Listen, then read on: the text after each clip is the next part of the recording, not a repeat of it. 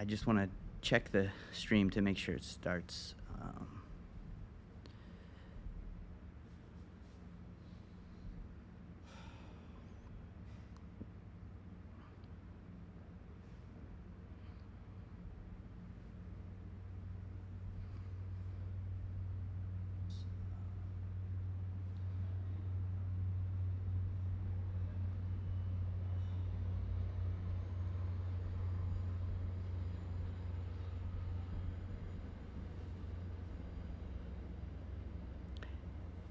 Hi.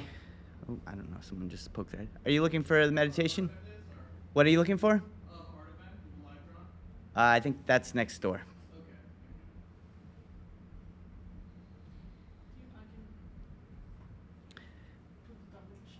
A little bit might be nice. Leave it propped open though, please. Thanks.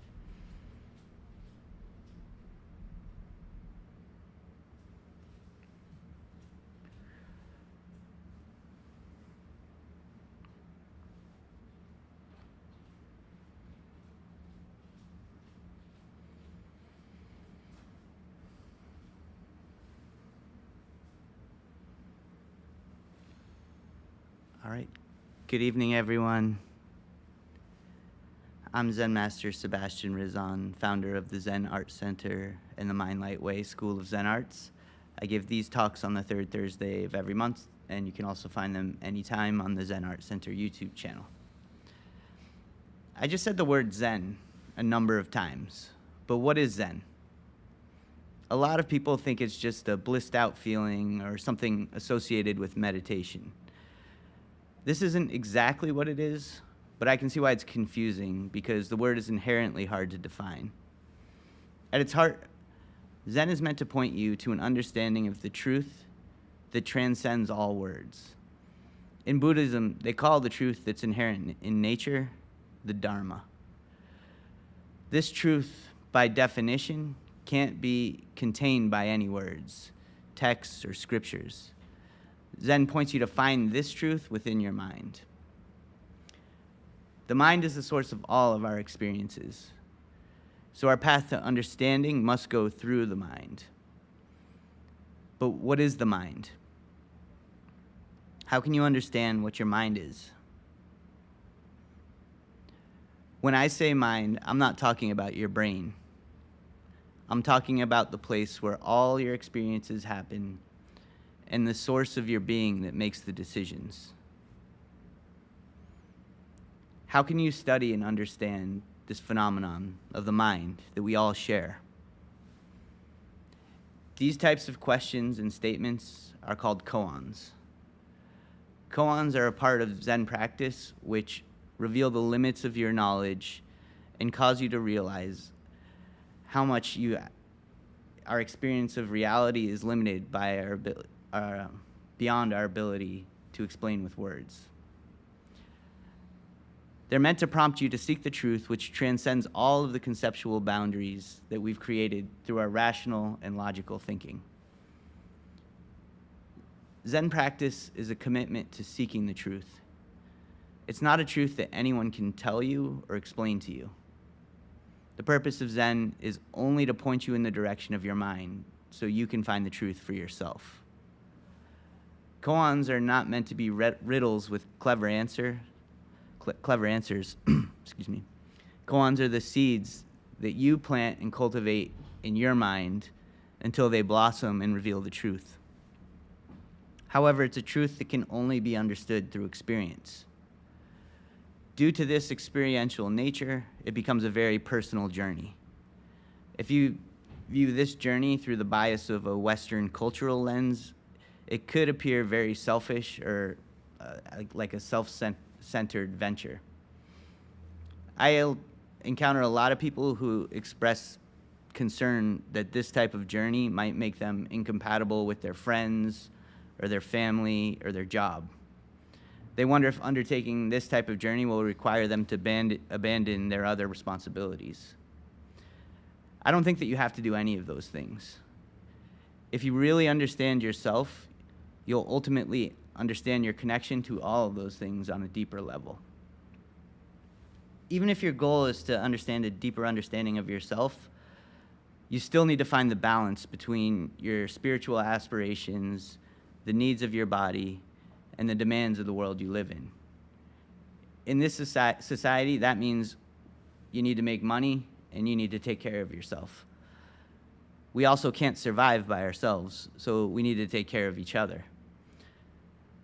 This means that we need to help our family, friends, community, and do our jobs. But how do we find the right balance between our aspirations and surviving in the modern world? How do we balance the demands of reality with our need to understand ourselves and our purpose and the purpose of our existence? Is someone going to tell you how to do this? Unfortunately, nobody, including me, can tell you the right balance for your life. However, today I'm going to show you some techniques which can help you maintain balance in your life. One of those techniques is meditation. Meditation clears your mind so you can develop awareness and feel when things are out of balance.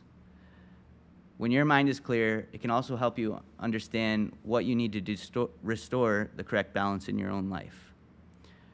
Before we get into meditation, I'm going to show you a breathing technique that can help you relax and prepare your body for meditation.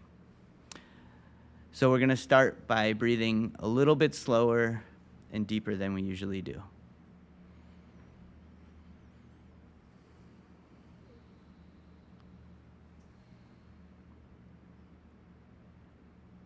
Visualize your heart in the center of your chest as you breathe.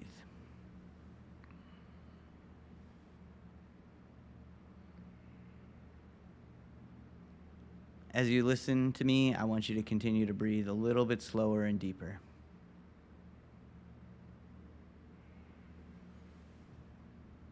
Feel your breath coming in through your nose and mouth, collecting all of the energy from your brain and moving it from your head into your heart. Imagine now that you're breathing with your heart.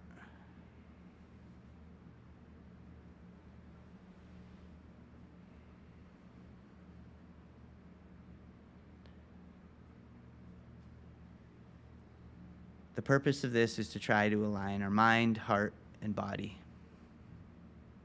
You can also place your hand on your heart and close your eyes if you'd like. Just keep breathing a little bit slower and deeper as I talk. This is one technique you can use to relax or reset yourself whenever you feel nervous or anxious, or whenever you feel like you need to switch gears from different activities you're doing throughout the day. You can use it when you wake up, before you enter a stressful meeting, before you go to sleep, or before you meditate. So let's just take a few more minutes and take some slow and deep breaths.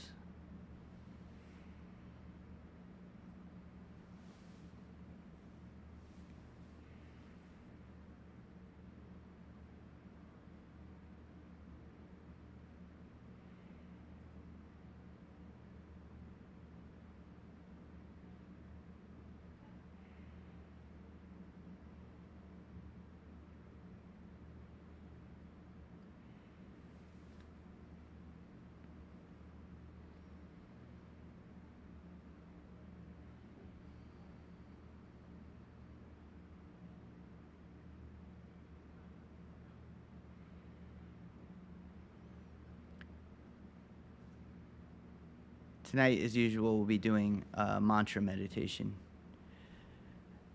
You can sit with your legs crossed, and your hand should be right hand, left hand, touching thumbs, and just try to keep your neck and back straight as you're meditating. If you get uncomfortable in this position, you can adjust to a more comfortable position, or if you need to stretch out, you can stand up and stretch out a little bit. Just try to be quiet and respectful of everyone else meditating around you.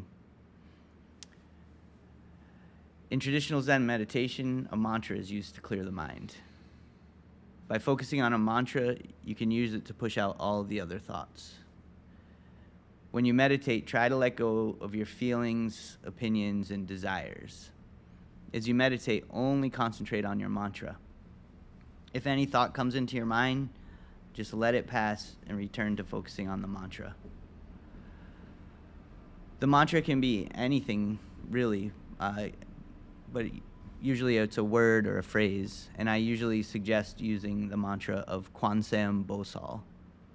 Kwanseum Bosal is the name of the Bodhisattva of love and compassion in Korean Zen. A Bodhisattva is an enlightened teacher that's dedicated their lives to helping others. Kwanseum Bosal is often depicted with thousands of eyes and hands and is said to be able to see the suffering of everyone and help those who call out her name.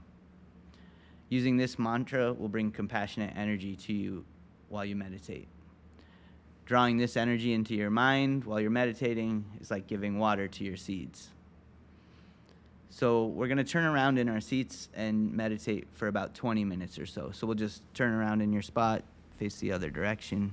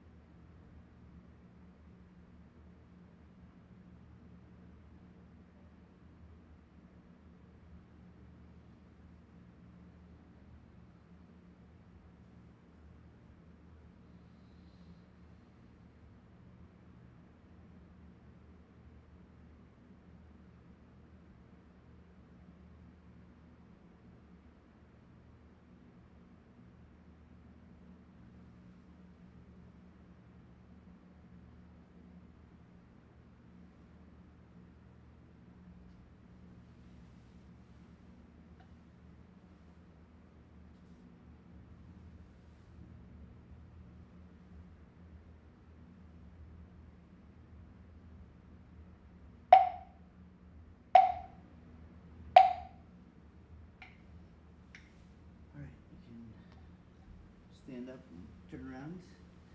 Stretch out for a minute.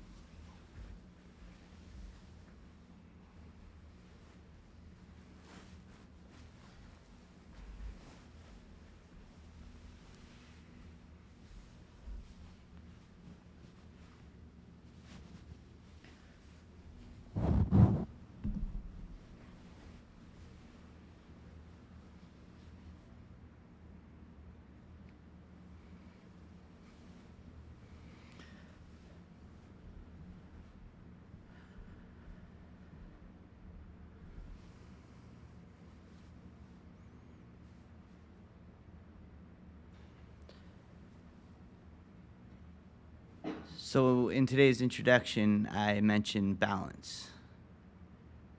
To have a fulfilling life, you need to be able to balance the needs of your body and the demands of the world you live in with your own aspirations. Everyone's needs, demands, and aspirations are different, so no one can really tell you what the right balance is. Also, when I teach a class like this, I try to offer a flexible approach that can be adjusted to fit an individual's needs for wherever they are in their own life. You can use either of the meditation techniques I taught today whenever you want throughout your day. Some people might only be able to meditate for a minute a day. Others might want to meditate for an hour. You might also have to adjust your routine at different times to accommodate the various demands arising in your life. That's okay. My main suggestion is to try to do some minimum amount of practice that you can do no matter what's going on in your life and try to stick to it every day. Doing just a little bit is always better than doing nothing. The consistency of your practice is probably the most important ingredient to maintaining a successful practice. There are a few other insights to Zen practice that might help you overcome some of the common obstacles that can arise and knock you off course. First of all, remember your seeds. Koans are the seeds we plant in our minds. They're meant to prompt us to keep seeking a deeper truth by reminding us of how little we actually know and can explain with our words. If you think you know everything, that's just your ego trying to make you feel smart. If you think you have all the answers, ask yourself the question, what is your mind? The mind is the very foundation of your being. If you can't answer that question for yourself with 100% certainty, you can't be certain of anything. That means you must continue to do the work to keep seeking the truth. What do I mean by work? It's the same type of work as when you want to grow a seed in the garden. The first thing you need to do is clear the garden of all the weeds. In your mind, the weeds are the thoughts that keep sprouting up and growing out of control. You can use a meditation routine to clear your mind a little bit every day. Then the seeds you plant will always get the light from your mind that they need to grow. You also need to keep your body clear. The body produces all kinds of desires, which can also grow like weeds in your mind. So you need to learn how to control your body.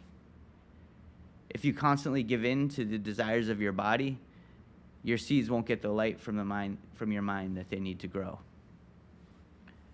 In order to control your body, you need to implement some sort of order, which means you need to learn how to use your mind to take charge of your body. You have to become a master of yourself. This means you have to learn how to use your mind to become a master of your body. You can become a master of yourself by learning to master a skill. This will teach you how to concentrate and focus your mind on a task. The skill you learn could be any skill. You could become a master at your job, or a master of an athletic endeavor, or a master of an artistic endeavor. You can use any of those things as a seed. Martial arts is the seed my teacher gave to me. I used that seed to become a master of sword and martial arts. The point is, it could be anything. But you have to learn to train your body to do exactly what your mind tells it to do. Then you can understand how to use your mind to control your body and become a true master of yourself. When you learn to completely focus on what you're doing, then your actions become a form of meditation as well. If you want to become a Zen master, you have to also understand that learning and understanding is an iterative process. No matter how much you know, you must also acknowledge how much you still don't know, and keep seeking the truth beyond your knowledge.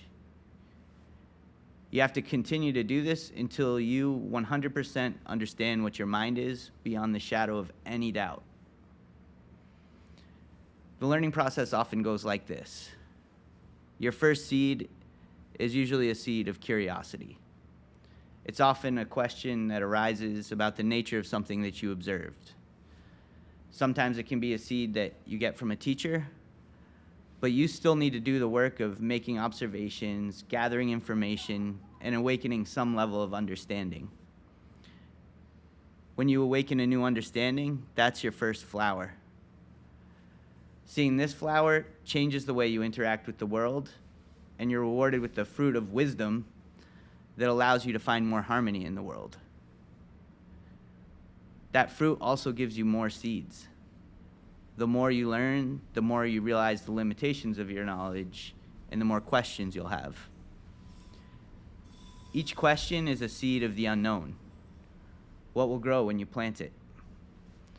The only way to find out is to go through the process again. Clear the garden, tend to the seed until it blossoms and produces fruit. This can go on and on. Each time you go through this process, it increases your knowledge and increases your wisdom and your ability to find harmony in the world. Eventually, you might get so much fruit that your life seems easy, and you don't think you need to do this anymore. But if you stop producing fruit before you understand the original seed of your mind, you'll continue to suffer from a form of starvation. That's because the only fruit that can fully nourish your mind is understanding itself. That's why most masters never attain enlightenment. They receive the fruits of their labor, then they think they know everything they need to know and become complacent. They stop trying before they understand what's the foundation to everything we know. They never answer the question, what is the mind? That's why it's usually helpful to have a teacher or a Zen master to guide you and continue to prompt you, give you more koans, and encourage you to keep seeking the truth. That's why we gather in communities like these classes and support and encourage each other to keep going on our individual journeys. After you learn complete mastery of your skills in meditation, you become a true master of your mind and body. This requires nearly innumerable iterations of questioning and learning, and then recognizing how little you know.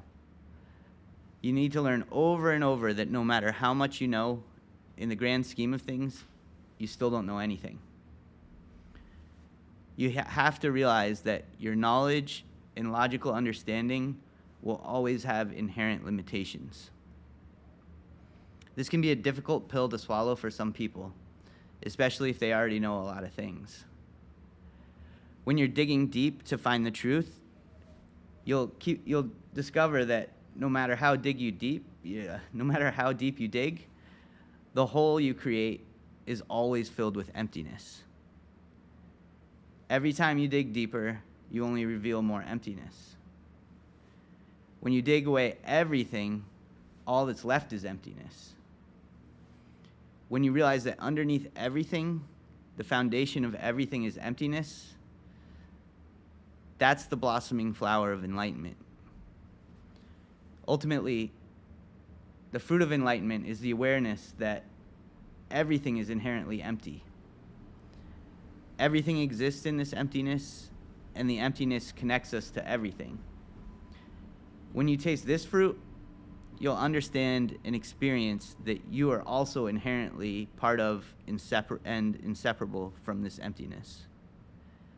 This is the awakening of the Buddha mind, the experience of unity with everything. This experience of emptiness is filled with pure creative potential. This empty potential is felt through our human mind and bodies as the feeling of love. When you're a living, enlightened, the experience of our potential is an eternal experience. So you might be wondering, after experiencing this, what's next? What's the purpose of your life? When you're an enlightened being, your only remaining purpose is to help others attain this enlightened experience, just like Buddha did. Everything in existence originated from a point of singularity and became the universe which we're a part of. So our fates are intertwined with everything and everyone. This means to attain what the Buddhists call nirvana, we must all attain our highest potential. This means that if you're a living enlightened being, your only purpose is to pursue the Bodhisattva's path. That means your only purpose is to help others attain enlightenment. When you become a Bodhisattva, your mind continuously blossoms through your actions. The blossoms serve to attract the attention and curiosity of others.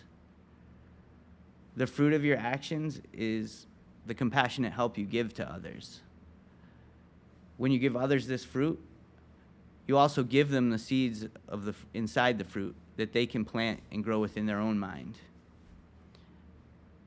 You can help them learn how to produce their own flowers, fruits, and seeds, restarting this whole process again in another being. However, just understanding or believing what I'm saying is not enough. You have to experience it yourself.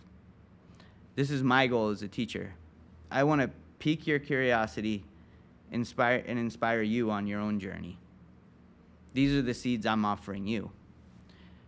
These talks are just a way for me to encourage you along the way. The purpose of this school is to provide a space to practice meditation together and in a place where we can explore our mind through creative endeavors together. In this school of Zen, I also encourage you to use the creative process to bring what's in your mind out into physical reality. This can provide us with valuable insights about our mind. This is why I call it the Zen Art Center. Here, our creative ideas are our seeds. Our creations are our flowers, and the understanding they give you about your own mind is the fruit. I'm also trying to create a community where we help each other along this path. I invite you all to be a part of this community so we can support each other on this journey. There are also some steps you can take to practice on your own. Start by practicing a few minutes of meditation every day. If you find it difficult to find the time, just start by doing like 1 to 5 minutes as soon as you get out of bed. Build that into your routine. If that gets easy, try to expand your practice and do a little more. Also, try to do an activity such as an art form or an exercise that you use as a moving meditation. It could be drawing, writing, yoga, lifting weights, walking, or any activity you enjoy. Just try to be completely focused on what you're doing like it's your mantra.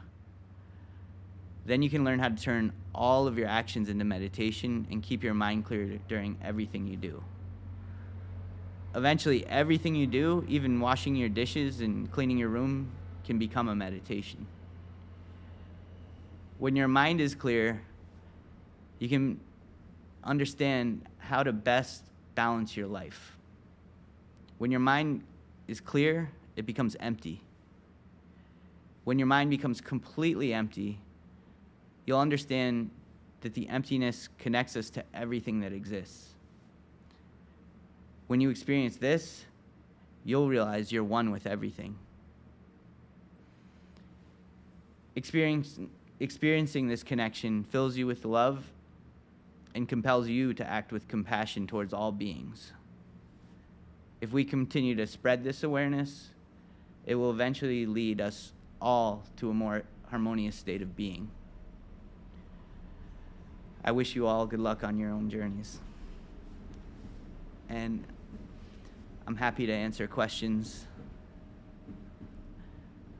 if anybody has any. Yeah, I guess I have a question about, like, the mantra for me seems to have like a very different effect than the breathing. First of all, 20 minutes, it felt like, I'm not used to doing 20 minutes, so that was a little challenging, but it felt like almost kind of like self-hypnosis a little bit.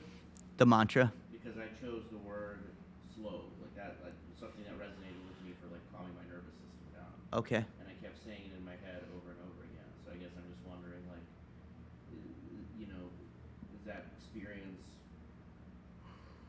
could that be like a mantra? I mean, I literally felt like I was like falling asleep just saying it over and over again. Because it felt like it was like something I needed almost. So, I guess, I think, do you mind what are you asking I guess me? the question is like the experience with the mantra. Is it supposed to be calming? Is it supposed to be just focusing? What is that supposed to look like? I think it can really depending on where you are when you go into the meditation. Some days it's, some days it feels great. Some days it feels like you made a lot of progress in clearing your mind. Other days it can feel like you can't stop thinking and you can't stop feeling like a pain in your leg or your back or something like that. And then other days you might feel like everything is perfect and you're really good at this. And then the next time you do it, you'll feel like you took a step backwards. I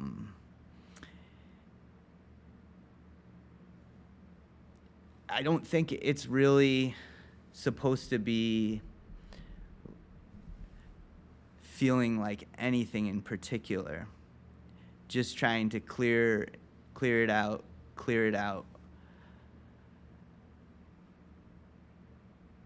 And as with life, things come up. Today there was some noise next door. You probably noticed that. But that can be very disruptive sometimes. But it can also, if you're not paying attention, it can, or if you're focused on your mantra, you can tune all of that out and be completely focused. So the idea is just to learn how to focus, to keep trying to get better at focusing,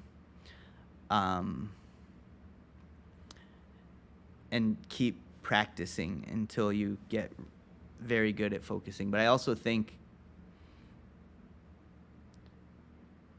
that learning to do that while you're not sitting is also very important.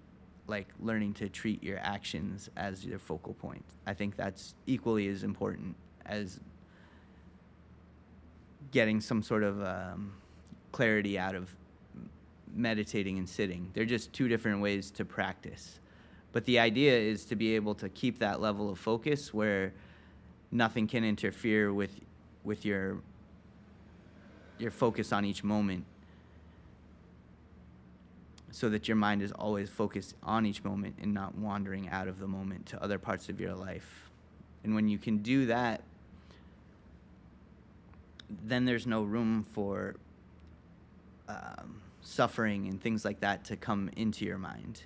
You can still feel the pain, but you won't hold on to it. Like if your leg hurts and I think on any given day you can feel happy, you can feel sad, you can have challenges come up, you can feel like everything's going smooth. The idea is to be able to keep that focused state no matter what the external circumstances are. And the mantra sitting meditation is just one form of practice of that. So, yeah, I don't know if I think what he's asking is that if falling asleep is like losing focus or not, or if that's okay. Definitely part of my question too. Like, Okay. He's saying the mantra. He was doing it over and over, that was like self-hypnosis to the point where it was like lulling into sleep. Yeah.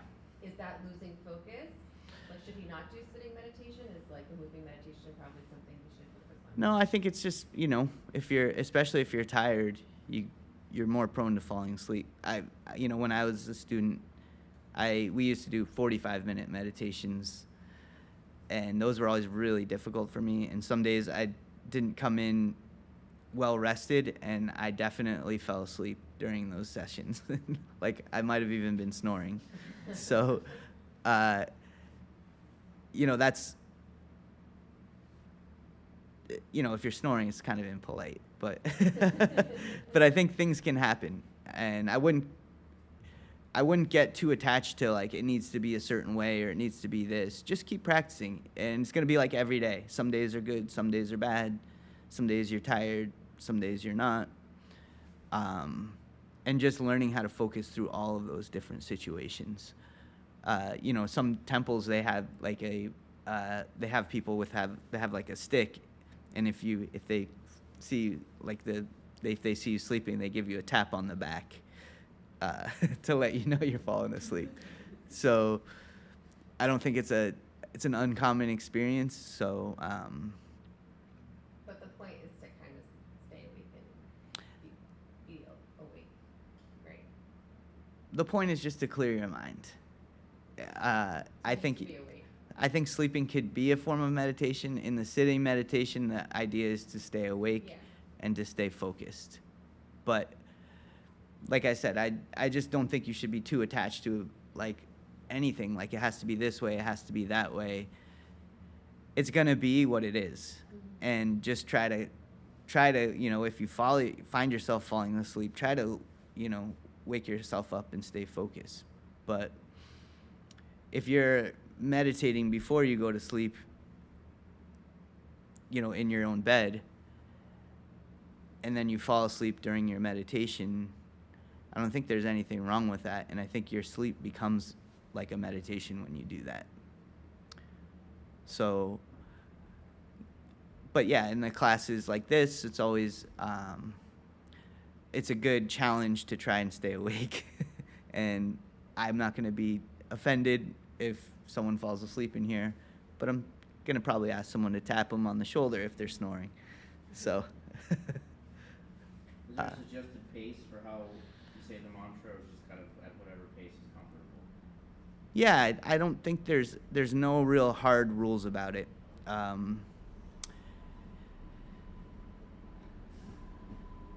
I personally kind of just try to keep a medium pace, in what I think is a medium pace in my mind, not too fast, not too slow. If I'm focusing on my breathing, I do try to breathe slower. I just find it helps my body relax more. Yeah, I'm much more familiar with like breathing meditation. The mantra thing is newer for me. Yeah. It's different. Breathing is definitely a valid way to do it. The mantra can be a word or a phrase, but what I try to teach is that it can be anything that you're focusing your mind on. So breathing could be a mantra. Yeah, breathing is a mantra. The idea though with the mantra is because it's something you repeat in your mind, that it pushes the thoughts away. So in breathing, you can be breathing, but you can be thinking about Right, stuff. right. When you're repeating something and you're focusing on that word or sentence, then it prevents you or helps you. Right, because it's like It's in allowed in your your mind. brain. Right. Exactly. And that's the Yeah. point where you really practice the focus on that mantra. And I was definitely dozing off too. Me too. I caught myself like just and just it is what it is, right? So and then you just go back to the mantra. And Yeah. as Zen Master Sebastian was saying, it's like some days it's in my head, like there's just so much thinking, and some other days there's nothing. You just have to take the good and the bad and keep going. Yeah, just in case the people online didn't hear, the purpose of the mantra, whether it's a word or your breathing, is to push the other thoughts out of your mind. So, and that it's using one focal point to clear your mind. but yeah, I think I always tell people to be patient with yourself. Understand things happen. This is the pace you're going to be moving at today, and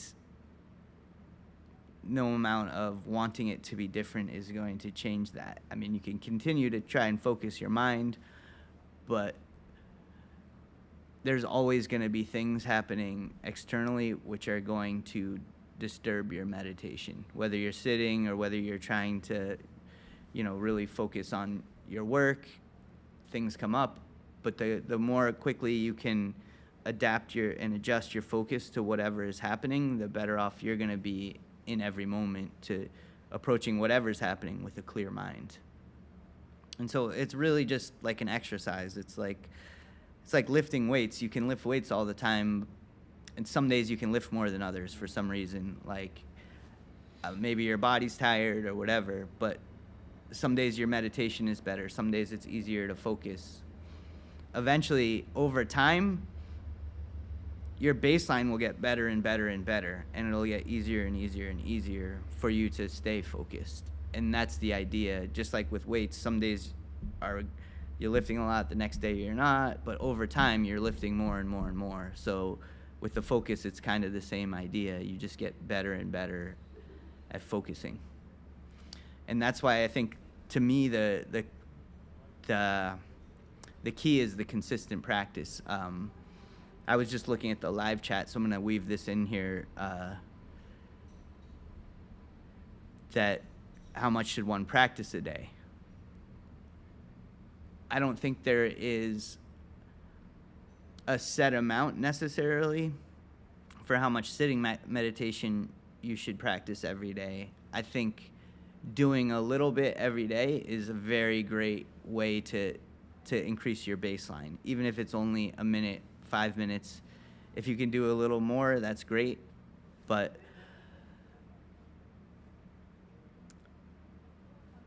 the idea is, by turning everything you do into a meditation, that your entire day becomes a meditation. But you don't start like that usually. It takes, you have to take steps to get there.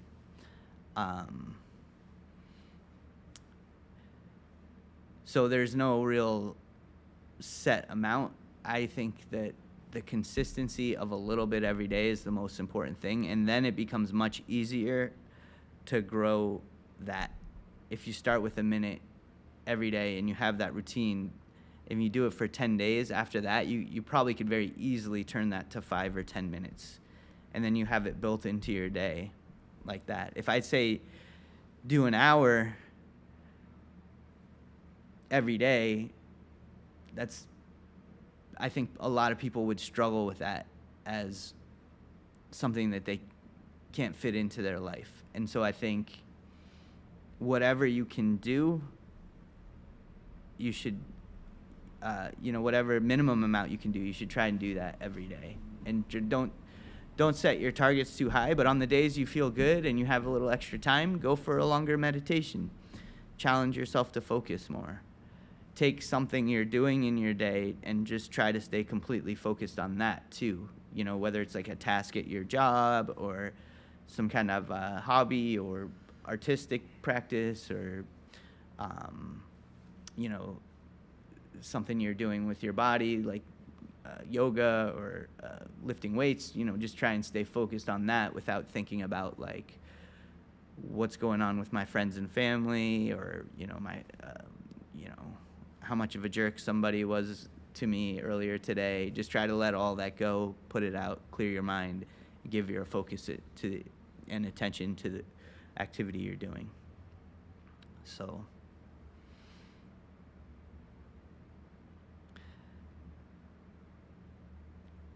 I have a few things in the chat I'm going to try to respond to, but if you have any other questions, I'll keep going.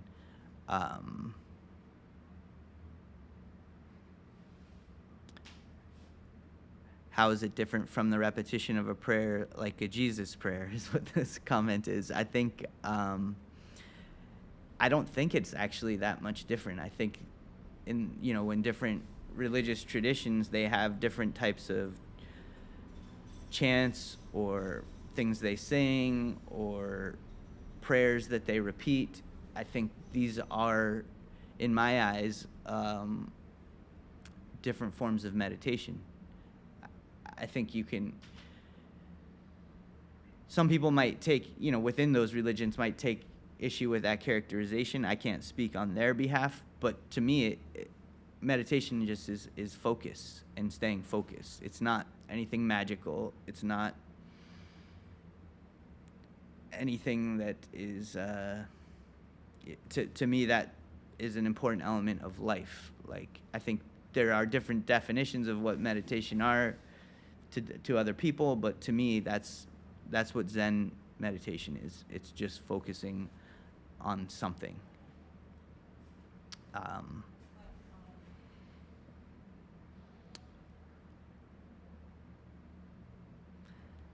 And then the other one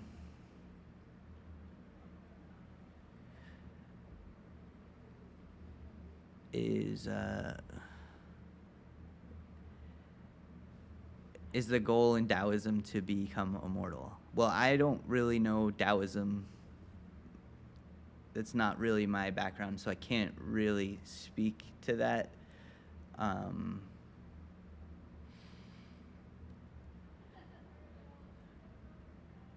Yeah, and if I'm going to put that in, if I'm going to answer some question like that, as far as like Zen and Buddhism, they believe that you're in a cycle of life, birth, life, and death. They call that the karmic cycle. So your mind is reborn in different forms, different bodies. But according to that belief system, your mind is beyond birth, life, and death. So in that sense, your mind is infinite and eternal. But I don't think it's like the mortality, I don't think would be accurate, saying it's immortal. You still live, you still die, you still are born, you still have that experience. But the mind is transcending all of those concepts. Like, where did your mind come from before you were born?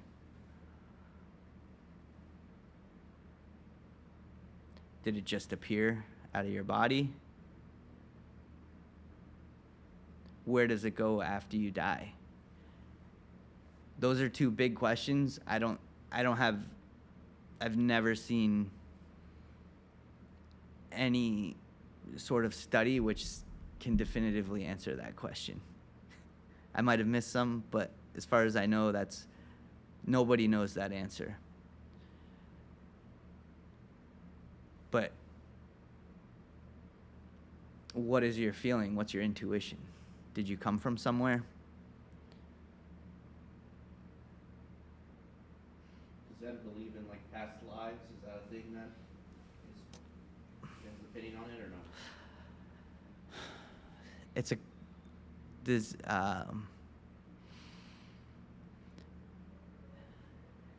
Does it believe in past lives?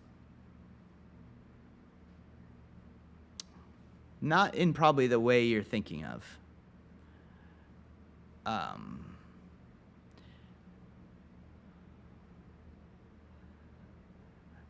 I've done some different talks about this, but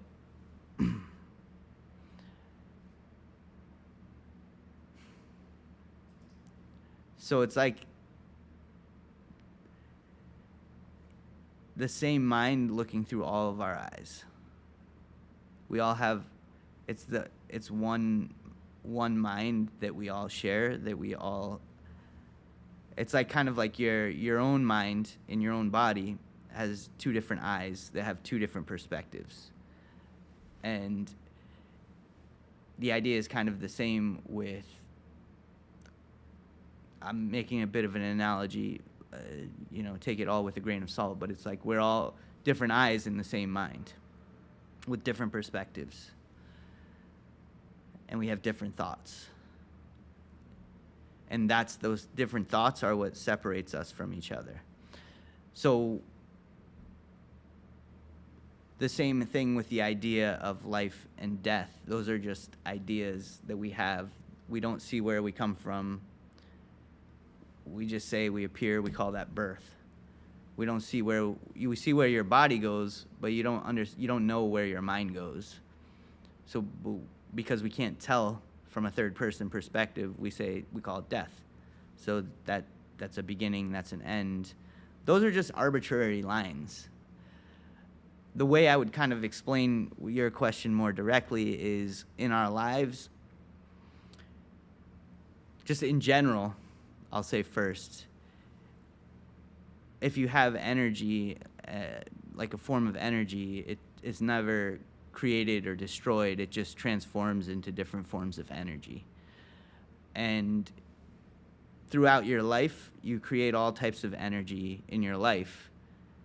And when you die, your body goes, but that energy that your mind created carries through.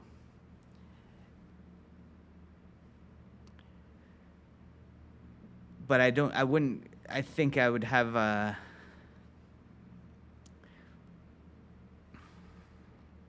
I don't think that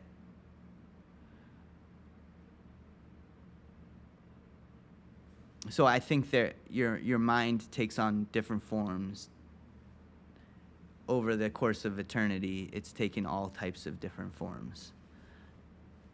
So I'm kind of not directly answering as far as like past lives, but there is a momentum that carries through. And I think you don't have like necessarily like things you can recall in your brain that tell you that, but you have intuitions about it. And those are like the memory of your mind, are like those intuitions.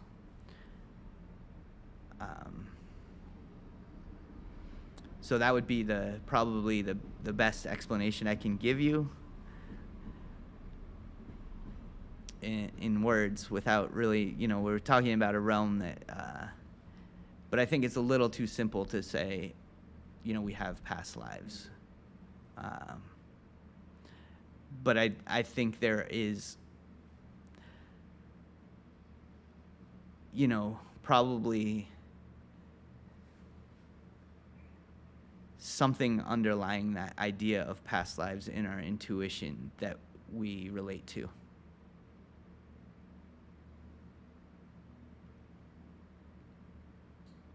have a question. Okay. So when you were part of the Zen temple, Yep. Was it ever kind of like encouraged to practice like a duration of one sitting meditation, extending how long one sitting meditation is? Was that ever something that was practiced? Just kind of a curious question.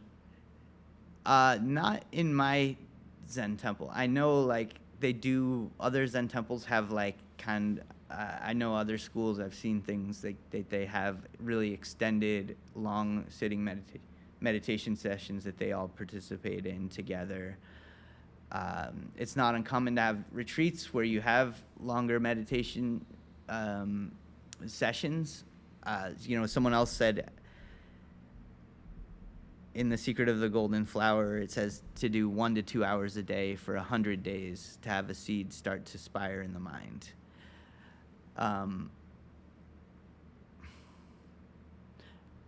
My own opinion, I don't think it's necessary. I think the most important thing is learning how to focus on everything you do. I think trying to do more meditation, can be helpful in learning how to focus, so I do see a value in that. But if you're trying to sit for 10 hours and you're hurting your body and your knee gets messed up because of it, I think that's defeating the purpose. I think it's important to find the right balance for each person. But ultimately, I think you should be,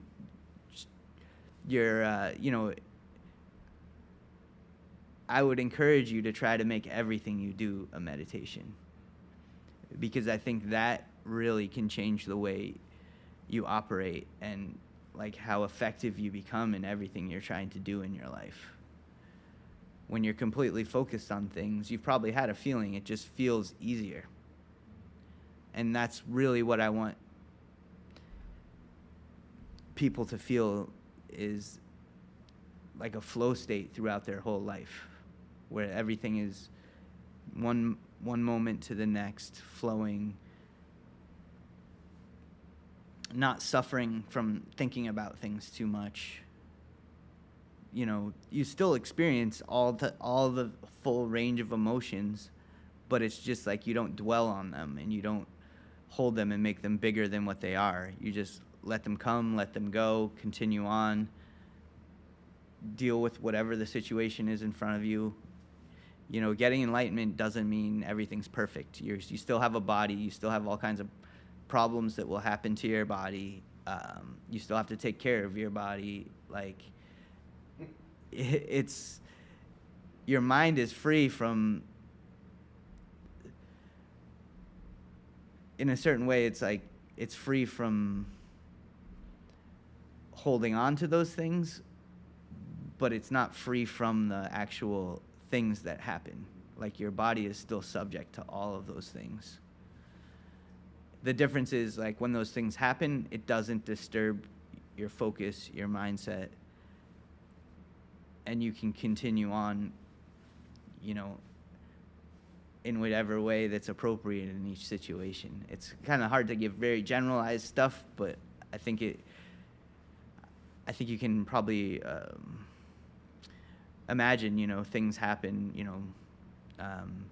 My last Dharma talk, were you here for that? I don't know. I talked about how I had a stroke a few years ago, and that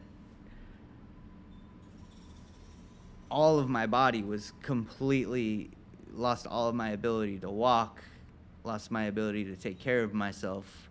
I was in the hospital.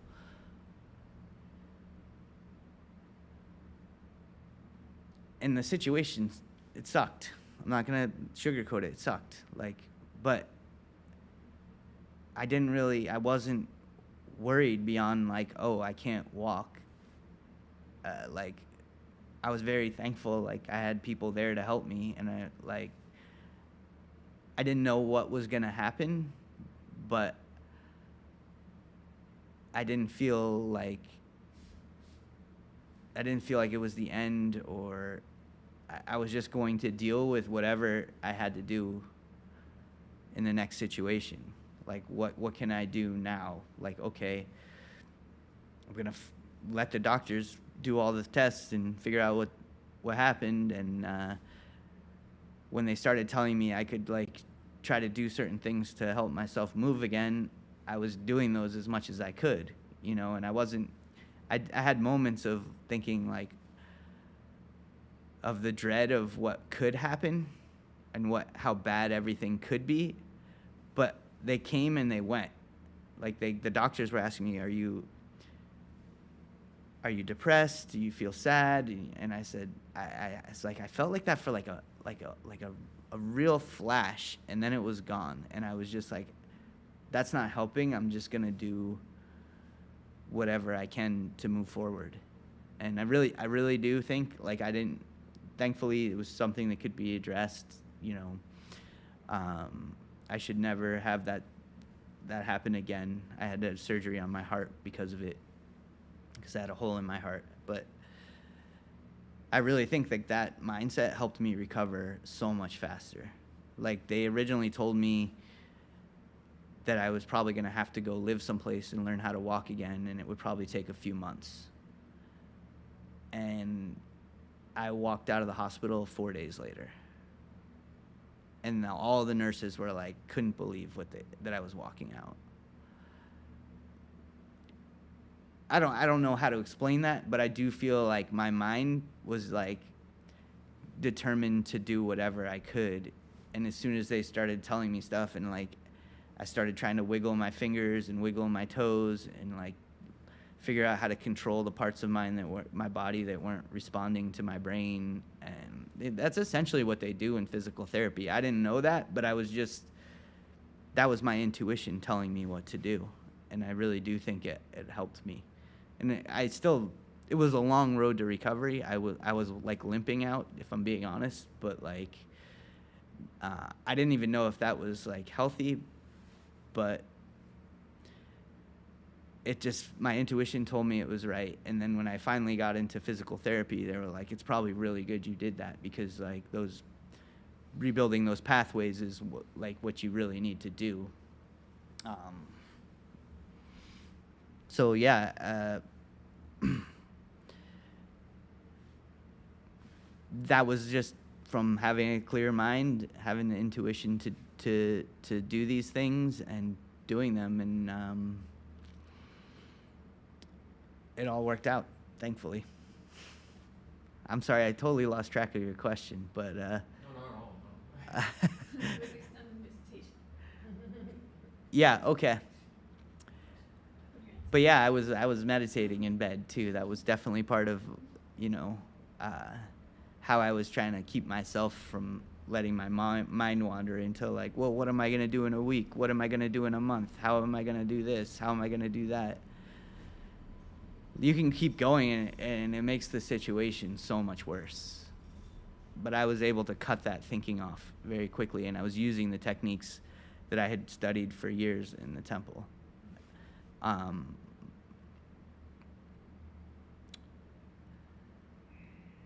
But that's what ultimately it can do for you. But I will say, you know, I think for me, it was just not a certain amount of practice, a certain amount of hours on the cushion. I tried to just do as much as I could and try to, you know, through like the sitting, the martial arts practice, those kind of things. Living at the temple, you're supposed to be completely focused on like doing your dishes and doing things around the temple, sweeping the floors, just trying to stay focused on all those little, tasks that become so routine. It's very easy to just like let your mind wander and think about all the other things going on in the world. But there's all that stuff when you're sweeping the floor, it's out of your control. So you might as well just focus on sweeping the floor. And you do a better job when you're more focused on it. And my teacher would always, point out like, oh, if you missed a spot, he's like, oh, your mind was wandering when you were sweeping the floor. Like, that was his way of showing to us, like, look, where was your mind when you're doing that? Like, so for me, that was a key, because when I started sitting in meditation, it was really hard for me. And I got really uncomfortable. And I don't think if my teacher had pointed out to me that everything could be a meditation, I don't think I would have been successful just trying to meditate for like more than 30 minutes in a day. Like, I don't think that was, for me, the right approach. I think it could be a valid approach for other people, but my point is, like, all of these things are valid and they can work. You just have to find what works for you. But the key, like I said, is focus.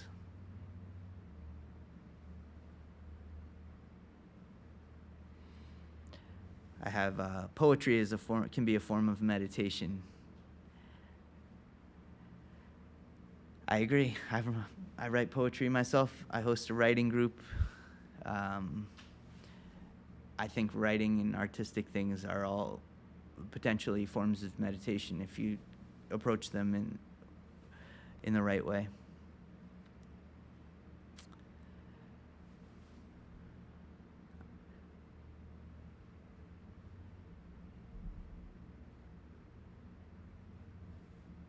I'm looking through the chat here, just seeing if there's any questions. There's a lot of comments.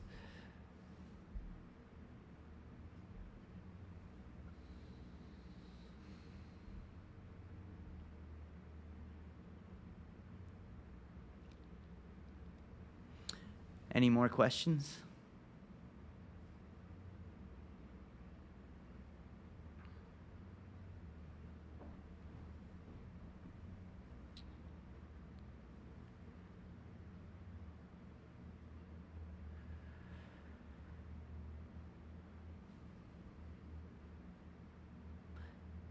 There's a question here. I'm not exactly sure. It's more of a comment, but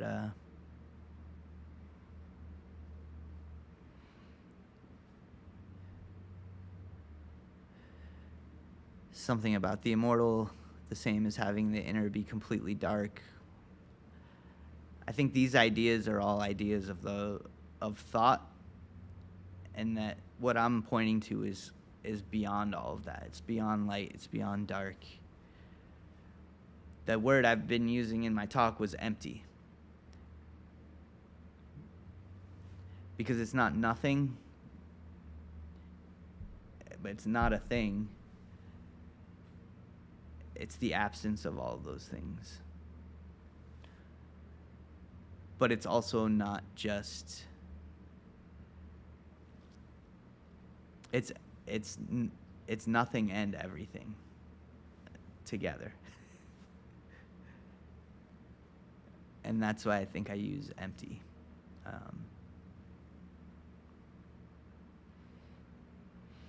All right, well, I'm gonna wrap it up here, I guess. Appreciate all the questions from the audience and in the chat as well. Just gonna end with a few closing announcements. Just to remind you, this is on the third Thursday of every month, the same talk, and the next one will be June 19th, same time, 7 to 8 p.m. I also host the guided meditation on the first Thursday of every month, and that will be June 5th from 7 to 8 p.m. And we were talking about art and writing. I host the art and writing groups where we practice a little bit of meditation, and we just do creative things, whether it's some form of art or writing. The writing group is going to be on the second and fourth Sunday of every month, so from 3:30 to 5. The next one will be May 25th and June 8th. The Zen Art Collective is this Sunday, 3:30 to 5. So if you want to come and make art, you don't have to be an artist. You can just draw, doodle, whatever. Bring something else that resembles an art form. As long as it's not disruptive to anybody, you're welcome. I've had people come and just tie knots the whole class. They were learning how to tie different types of knots. So totally open format as far as what you want to do. Yeah, and if you're interested in learning a new art form, I do teach, we have sword and martial arts classes here as well. And you can find our schedule and how to contact us on our website at themindlightway.org and on the Zen Art Center meetup pages. You don't need any experience to participate in any of these classes, so let me know if you have any questions. And in closing, the Mind Light Way School of Zen is a nonprofit organization, and we try to keep all the classes free and open to the public, but we do rely solely on donations to be able to continue to offer these classes. So if you find value in the classes and you want to support the school, we appreciate your help. You can find out how to make a donation in the back of the room near the door, or in the comment section or the description of the YouTube page, the description for the video on the YouTube page. It's also on our website as well. And if you're here in person, you're welcome to hang out and chat for a while. And thanks again for coming out. And we appreciate you supporting the school and the community and showing up and asking great questions. Thank you.